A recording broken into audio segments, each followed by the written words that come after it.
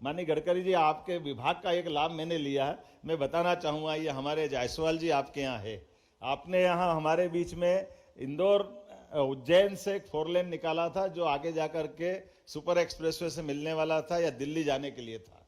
हमारे यहाँ पुरानी सिक्कों की एक तकनीक है, सिक्कों का अपना एक शास्त्र है। सिक्कों का शास्त्र कैसा है कि सिक्कों में जैसे राजा भोज का काल 1000 साल पहले का है, विक्रमादित्य का काल 2000 साल पहले का है, सम्राट अशोक उज्जैन में गवर्नर रहे, ये 2250 साल पहले का है। हमारे यहाँ ये ऐसी लंबी परंपरा में राजाओं ने अपने सिक्के निकाले।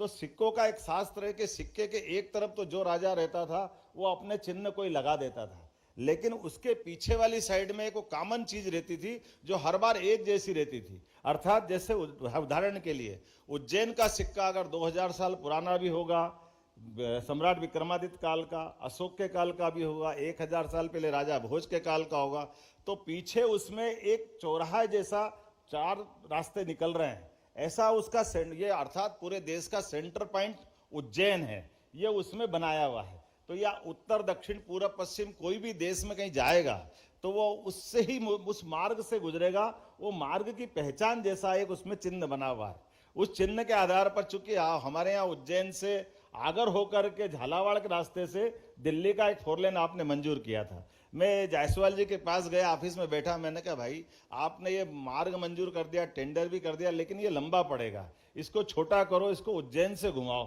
तो आपने उज्जैन से कैसे घूमेगा? हमने कहा आप एयर डिस्टेंस निकालो। हमने एयर डिस्टेंस निकलवा करके उसकी जो लंबाई देखी तो वो लंबाई वाकई कम निकली। मैं आपको धन्यवाद देना चाहूंगा, जायसवाल जी ने प्रस्ताव बढ़ाया और आप तक मंजूर होकर के आया, बना बनाया हुआ टेंडर कैंसिल किया और नजदीक का रास्ता निकाला।